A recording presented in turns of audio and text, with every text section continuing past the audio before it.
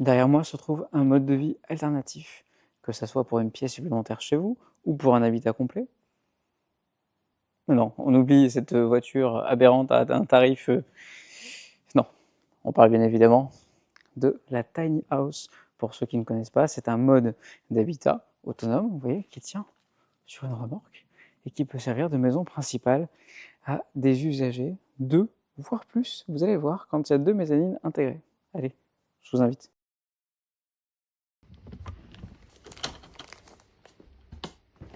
Et déjà d'un point de vue aménagement intérieur, regardez, il ne manque rien par rapport à une maison traditionnelle. Bien évidemment, la surface est bien moindre, mais on retrouve par exemple une mezzanine de ce côté avec un lit et tout le confort, des spots, un petit chauffage d'appoint, à savoir que l'habitacle est petit, donc facile à chauffer. On retrouve également un espace salon, séjour et un deuxième couchage en face avec une échelle sur lequel on pourra rentrer, dans les deux cas, des lits de 120 par 190, donc 4 couchages maximum, ce qui est déjà parfait dans cet espace. Il y a également une panoplie de rangements, chaque centimètre a été pensé et conçu pour accueillir le maximum de possibilités. Regardez, le micro-ondes est dissimulé avec sa machine à café. Derrière un petit rangement, on retrouve sous les escaliers d'autres rangements, encore et toujours.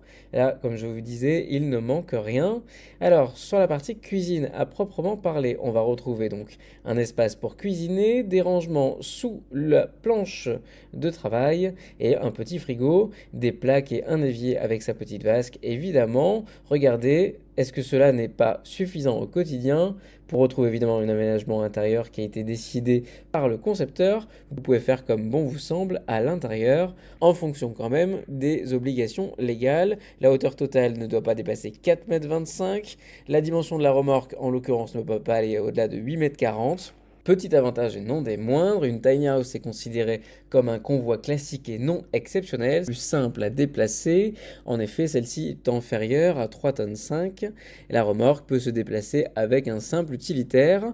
On retrouve une isolation à la laine de verre avec des isolants réflecteurs multicouches. L'extérieur est en Polonia avec une lasure à 3 couches qui isolera de l'intérieur. On retrouve des sols en parquet PVC à clipser et les menuiseries sont en bois exotique. 2 systèmes de chauffage, des radiateurs à inertie ou avec la pompe à chaleur, ou bien évidemment une climatisation. Le raccordement électricité et plomberie se fera sur le réseau existant. Enfin, parlons d'économie réalisée en achetant une tiny house par rapport à une habitation traditionnelle. Celle-ci vous en coûtera entre 35 et 55 000 euros selon si vous la prenez brute, à finaliser ou totalement aménagée. Ça, c'est un mode alternatif que je vais vite considérer. C'est idéal, on peut le déplacer. Il y a ce qu'il faut, honnêtement, pour y vivre dedans, ni plus ni moins.